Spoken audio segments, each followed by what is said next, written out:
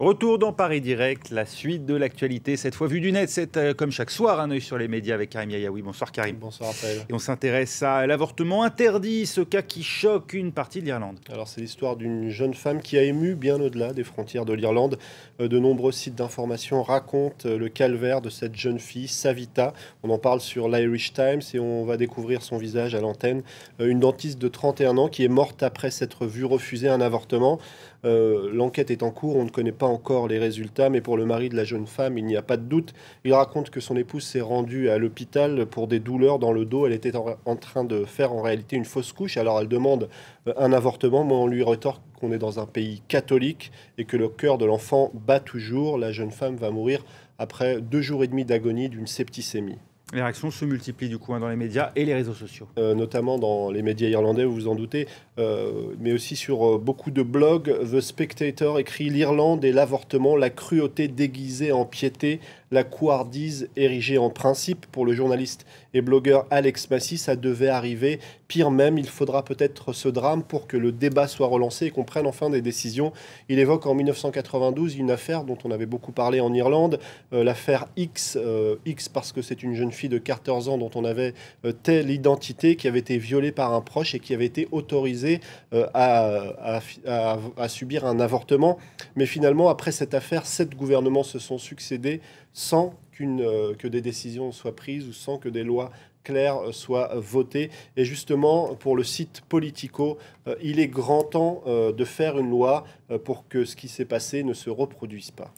Et sur les réseaux sociaux, beaucoup de réactions aussi, hein, Karim. Beaucoup de réactions, une page Facebook aussi que je vous laisse découvrir qui appelle à la mise en place aussi d'une législation dans les plus brefs délais. Une page où on critique le gouvernement actuel qui est au pouvoir pour avoir relégué cette question aux oubliettes. Une page où on appelle aussi à manifester et des appels qui sont relayés aussi sur Twitter comme sur le compte de Holly O qui explique « Je vis depuis 13 ans à Londres et ce soir, je vais rendre visite à l'ambassade d'Irlande. Ce soir, c'est aussi ma première manifestation. » Et sur Twitter, on voyait déjà apparaître certaines photos.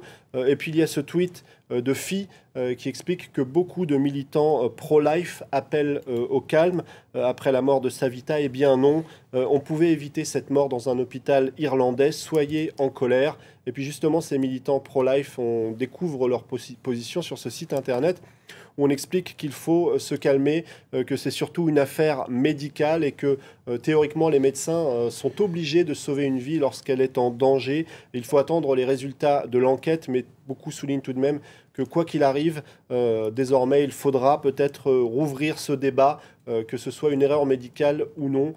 C'est une question qui va sans doute faire couler beaucoup d'encre dans les prochains jours. On passe à présent à la France avec la phrase de Manuel Valls hier qui a évidemment suscité une bronca dans les rangs des députés UMP à l'Assemblée qui continue de faire beaucoup réagir aujourd'hui. Elle continue de faire beaucoup réagir cette phrase. Manuel Valls qui accuse la droite d'être responsable du terrorisme en France. Du côté du Lab, on essaye de décrypter un petit peu maintenant que les choses commencent à retomber. Il y a 3 hypothèses pour le Lab. Ce n'est pas forcément un hasard si Manuel Valls a dit cette phrase. Alors la première, c'est celle évidemment relayée par Manuel Valls lui-même qui explique que dans le chaudron de l'Assemblée nationale, on peut être emporté par le verbe et je le regrette. Mais il y a une autre hypothèse. Cette sortie de Valls, c'était aussi peut-être un rideau de fumée parce qu'elle intervient au moment où paraissait cet article du Figaro qui relayait les chiffres de la délinquance. Le Figaro qui publie un article alarmant, on peut lire « Les données incontestables auxquelles le journal a eu accès sont catastrophiques, tout se dégrade en matière de crimes et de délits ». Évidemment, ces chiffres étaient l'occasion pour l'opposition d'attaquer le gouvernement sur cette question, mais avec cette sortie de Manuel Valls, ça a été relayé au second plan. Et vous avez parlé de 3 hypothèses, la troisième très rapidement, Karim. Alors très rapidement, c'était une façon pour Manuel Valls de recliver le débat, de revenir à gauche, parce que c'est vrai qu'on avait beaucoup entendu parler de lui en bien du côté de la droite. Avec cette sortie, la droite qui le trouvait fort sympathique demande sa démission. C'est une technique qui n'est pas nouvelle. Lionel Jospin l'a utilisée en 1998 lorsqu'on l'accusait d'être trop à droite économiquement. Et à cette époque-là, c'était Manuel Valls qui s'occupait de sa communication. Comme par hasard. Merci beaucoup Karim Yayaoui. Restez avec nous. Vous Karim, on vous retrouve évidemment plus tard dans Paris Direct. Et nous, on se retrouve tout de suite juste après une courte pause pour la suite de Paris Direct.